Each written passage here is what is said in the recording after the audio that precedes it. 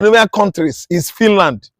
They fought USSR to stand still and broke away in 1956 and become a sovereignty. This is what attracted them to help the Biafrans during Nigerian Biafra war in 1967 to 1970. So how could somebody just logically come out with all these conk and bull stories about Finland? I believe in Alex Starr. Not trying to contravene US or international act or charter. They have actually violated it. Nothing like trying to contravene. They have actually violated US charter, US objectivities. One of US objective, UN objectives, sorry, I mean the member nations that, you know, constituted the United Nations Organization, UNO. They have actually, you know, contravened one of the objectivities. I don't know what to understand. They are now begin to infringe on Simon Ekpa's human rights. Are you listening to me? Spying on him for what? Denouncing Biafra for what? See, I don't believe all this news anyway. The rest, I am your respondent. I am responding here. And I am responding here, and I don't believe that Finland could have gone that far.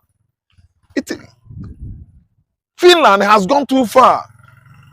Meaning that Finland is no longer a Scandinavian nation I know in Europe. If Finland could go that far of intervening on Biafra, you know, emergence, this very late. No, I don't believe. It is when I learned or listened from Fox News, BBC, CNN, and other media platforms. I don't know what I understand. That's when I could believe this, let me say, fictitious story. Unbelievable. Finland was with the former USSR until in 1956 they actually got their independence from USSR and become a sovereign state. And today we actually know that the best allies in 1967, 68, 69, and 70 that Biafra ever heard was Finland. So why this kind of Uru Tinubu administration, you know, that has, you know, made Finland to at least deviate from being a good nation, good friend, ally they are to Biafran nation. All these are fake, you know, propaganda. Fake propaganda. I don't believe that Finland of all people, all country, could descend this low. No. Impossible, if there's any word like that. What I mean is impossible. It is not impossible. It is impossible for Finland to have done that. A lie. Ekpa has right to agitate for Biafra. Ekpa has right to travel anywhere he goes without having microchip on his body. Do you know what it means? It means even if he's sleeping, they are watching him. In his privacy, they are watching him. If Ekpa is in the restroom, Finland is following him. For what? All these are Nigerian propaganda. No. And he is not going to denounce Biafra. Biafra will not be denounced, renounced, rejected by any of us in Igbo land or from Igbo land. We are all Biafrans, and nobody has the audacity in and outside the world to stop us. God actually knows that it is our own natural heritage. To every Igbo man to voice out in that regard. Regard of what? Emergence of Biafra. The first black Jewish state. Nobody could curtail us from at least making an announcement about the new emergence of the Prince of Africa. That is Biafra. I'm telling you that Finland could never have said that, or at least infringed on Master Simon Ekpa. So are you sure that they've not made this? No, they did not. Mbano, Finland, we know, is more advanced than Britain. Finland, we know, is the most advanced countries. Not one of the most advanced Scandinavian countries is Finland. They fought USSR to stand still and broke away in 1956 and become a sovereignty. This is what attracted them to help the Biafrans during Nigerian Biafra war in 1967 to 1970. So how could somebody just logically come out with all these conk and bull stories about Finland? I believe in Alex Starr, the current Finnish president, wouldn't have descended that low. We know that Nigerian political, you know, leaders, Nigerian president, and so on and so forth, they've actually failed Nigerians, and their way of life here is never, ever equated to that of the Scandinavian country. Scandinavian country is Finland, Denmark, Sweden, Oslo, Norway, and the rest of them. Let me tell you, no, I said no. It is untrue. Then the roles played by Ono's widow, Ono's daughter, that's Ojuku's widow, has actually spelled out the kind of people we have in Enugu State. They are Igbos, but I'm telling you that they are Igbo not. They have little way of reasoning. I repeat it again. Enugu man could not equate an Anambra man because the way Enugu man thinks is quite different from the way Anambra man thinks. Different ideas. Yes, different ideas, different ideology, different way of understanding. And if you ask me, I will tell you that the kind of cranium contents of their brain departments is still quite different from ours. I'm from Anambra State. How could Ono's daughter, hey God, Ojuku's widow, is now against turning herself, spanking on Biafra emancipation? It means that she's working with Soludo, the like of Soludos. Soludo, Ekwembadike, Ekwedike. Then, Hope Uzodema, Obilo Monia Akanana, Wawaja. 2, 3, Francis Wafu. Francis Wafu actually defeats a child that strayed away from the council or gathering of his clan and lost. That is Wafu. Then 4th is Hope Uzodema. No, Peter Mba. Peter Mba is number 4th, actually the governor of Enugu State. I have actually said several things, made various remarks about his conception. Conception, I mean, is how his mother took pregnancy that actually produced Peter Mba. I don't think it's from Igbo land. That's what I said. I'm trying to tell you that I don't care the whole 5 states in southeastern governor. Only Alex Oti is our brother. The rest are Fulani Janjaweeds, errand boys, and I'm telling you that they are not from Igbo extraction. You know what? As in conception theory, life begins at conception. If actually that all their paternities are not questionable, I don't think they would behave that way to their brothers. Simon Ekpa Njoko and Mazi nnamdikanu. Then largely, the way they are treating the issue of Biafra emergence, I'm telling you, I am and can never be their part of them, their brother, their nephew, or whatever they might call me. These people are not, those governors, only Alex Oti. The rest are not from Igbo land. The rest are not from Igbo land. I'm telling you. But I've heard a prophet come out to say that that one Ekpa of not traveling. His name is Prophet Ade. Ade, yes, he's based in the US. He said Ekpa should be one, just like nnamdikanu, not to travel again outside Finland. That is see potential danger.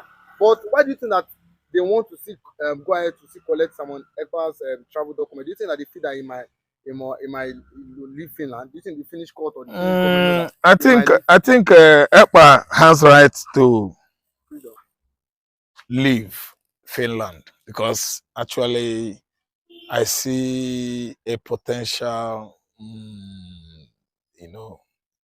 Finland as a potential betrayer. Finland has actually shook the entire world. The kind of character traits that that is not expected of any country from Scandinavia, Europe, because they are the most advanced country in Europe. They are the least country we believe could betray their citizens. And you can see Finland is now betrayed Biafra. So that's why I'm afraid Simon Ekpa, if had the opportunity, could stray, at least elope, he will just from Finland and go to another European, American or Asian country for exile. Because as it is right now, Ekpa's life is in danger. Ekpa will not come to Nigeria. Nigerian military, Nigerian government could go any far, at least to make sure that is alive or unalive Simon Ekpa. Secondly, again, Mazi nnamdikanu, if he freed, I think he's going to take solace in Middle East, that's Israel. Canada, these two countries. Because you can see Kanu is coming very soon to give us Biafra. That is what he started in 2014. And all eyes on Kanu. Nigerian military forces are not happy. The Fulani, the Yoruba, Arab Yoruba, the wicked Igbo governors are not happy. So these two characters should stay away from Nigeria, stay away from Igbo land, stay away from African countries, British and Finland. I am suggesting Israel, Canada, USA. They are secured in these 2-3 countries. London is actually out. Simon Ekpa will never try it. If he goes to UK, they will unalive him. nnamdikanu, I think, it's the high time he renounced his British citizenship and embrace Israeli, at least, naturalization document. Is the best international engagement he should involve himself now is to at least naturalize in Israel, Canada, or USA. He should turn his back on Britain, a country that actually deny him consular roles. I don't know what to understand. Or benefit, consular benefit. The British actually denied nnamdikanu. Aisha Yusufu has taxed Imo State Governor, Enugu State Governor, Anambra State Governors. Stop blaming government. You are the CEO of your state. You are the executive governor. Now, since you go to Abuja to collect money, then take responsibility for the insecurity in your state. What do you have to say about it? Now, thank you for that wonderful question. I think being the governor of the state, you have every power for you to make sure that you get security votes from the federal government. By so doing so, what are the governors doing with this money? Stop coming out to tell the people that there is insecurity in my state and that unknown government have been killing. The government need to take action and put an end to all this and stop apportioning blames. The people you are apportioning blames to are the people who their lives and properties are entrusted in your hand as the chief security officer of the state. So for a governor to come and start telling people that there is insecurity in my state, I think to me the governor need to stand up and then act now, because every now and then allocation is being shared for you, security vote is being given to you, and you have the mandate. The primary function of government is to protect life and property. Yes. So if you cannot protect life and property, then why are you the governor? But some have said that the governors have no power over the military. That it's only the president as the commander-in-chief of the armed forces. What do you have to say about that? The governor does not have power over the military.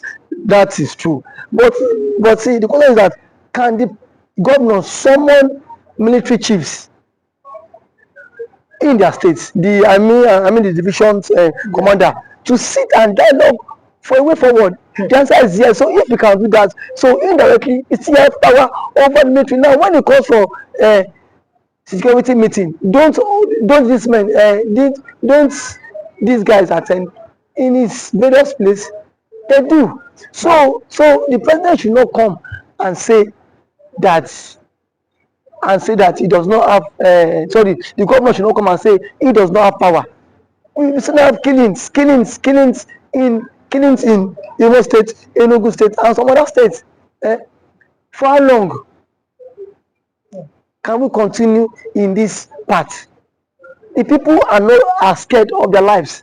The people cannot even access government, access those who they claim to be what electorate. We cannot access people that give us the mandate. So how long can they continue like this? So I think the government of these states on their own, they need to up their games. You must up your games as a governor if you don't want to be sacked come 2027. But there's always been this fear that the votes of Nigerians does not count, and that is why our elected officials are acting this way. That assuming our vote is counting, they will sit up knowing that if I don't perform, no second term for me. You agree with that statement? Our vote does not count. I cannot say if our vote count or not, because I have not conducted any election. So what I'm to say is that people have lost confidence in the INEC. in their own power. The reason why they've lost You've lost confidence because so many persons have seen the case of Hope Uzodinma when he but reason best the court knows why he had to give it to him. But someone who came forth in the election was uplifted and then he came forth. So the court cited some reasons which Hope Uzodinma became the governor. Reason best known to them. I am not in the position to speak for the court. But one thing is that INEC need to be the trust of Nigerians again. You saw what happened in last election. As allegedly reports, the result was changed in the RF portal. So I don't know how true that allegation is, but see, it has been going viral. So these are things INEC need to repose that confidence in the average Nigerian and for the governors too. How much is being given to you on a monthly basis? If you get money on a monthly basis, then why don't you make sure that these people who gave you the mandate to protect them, you can as well protect them too? Because the people cannot always be one-sided every time. The people need to benefit from dividends of democracy. And when they have to benefit from the dividends of democracy is by what? By inclusive governance. The people need to feel the government impact. Not every time you come on here and say on government has attacked the people, you come and start creating fear. These governments are even creating fear in the life of the ordinary man. We've seen the governor of Enugu State who has declared that Monday is no longer a sit-at-home in Enugu State. People are saying that you are seeing that as because the governor. Can you come and secure our lives? I mean, the other people, because you see this sit-at-home every Monday. Some are doing it maybe out of respect for nnamdikanu, but some are doing it out of fear. It is two ways. People are telling the governor, please find a way to secure that. Police cannot be everywhere. What do you think? Because sit at home every Monday, it might be affecting the economic activities in the southeast. What do you think that the governor can do, or the governors in the southeast can do? Thank you for that one. I think sit at home every Monday is a commensurate to honor the Mazi nnamdikanu, who has been in incarceration for 4 years now and still counting. But what I want to say is that when there is a conflict in the land, the president himself needs to address this issue of Kanu. Let Kanu issue be settled out of court. If what Kanu is the son of the president,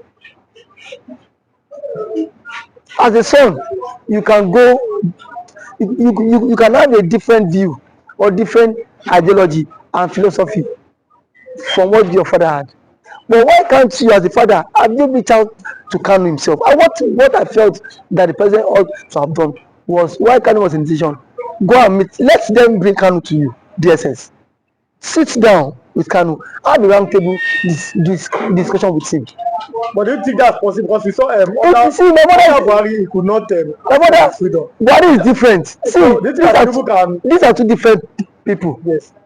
If you want the security apparatus cannot be everywhere, and these guys are what? Overstretched. Yes. These guys are also overstretched. So the president is the father of the nation. Yes. Since the president is the father of the nation, he should at least reach out to this guy, even to the Igbo. Whenever he will want to invite some Igbo politicians and some Igbo stakeholders to sit on a round table and discuss with Kanu. You have conditions, give him the conditions. Send it to him. Because you see, this is the only way this thing about marginalization can stop. And the truth of our matter is that the Igbos are heavily marginalized in the country. And that is what, and that has breed a whole lot. But do you think that giving them an opportunity, or yes, that's an opportunity, or finding a way, consensus in 1999, Nigeria had a consensus on making a Yoruba man a president. In 2007, Nigeria had another consensus to make another man to be a president. Do you think that Nigeria finding a way or making a consensus to make an Igbo man the president is going to make that marginalization or the agitations go down in the south? Making an Igbo man be the president would at least work to some extent. It will help this issue of marginalization reduce a very long way, because if the Igbo man is the president, Peter Obi, you will not watch Peter Obi allowing nnamdikanu to languish in detention, even if, because yes, that is his brother from his tribe. They are from same tribe. No, so why was Tinubu released? It was let's go. Yes. So to some extent, it will help a long way. And as an Igbo man, he will speak in the language that the Igbos. Now I am one of the sons. Yes. You don't have any right to agitate. Yes. So that will help them. It will go a very long way for them too. So I'm letting you go. I think we have like 1 minute. Okay. Now, Southeastern Governors Forum. What should be their next step? Southeastern Governors Forum should at least make moves to meet with the presidents. Yes. To put an end to all this. That is the only way. Because if there's no end to all this, all we hear is killing. And then we are not in support of all this killing. It is not good for the future of the country. It's not good for the future of the country. Okay, thanks for coming. Thank you for having me.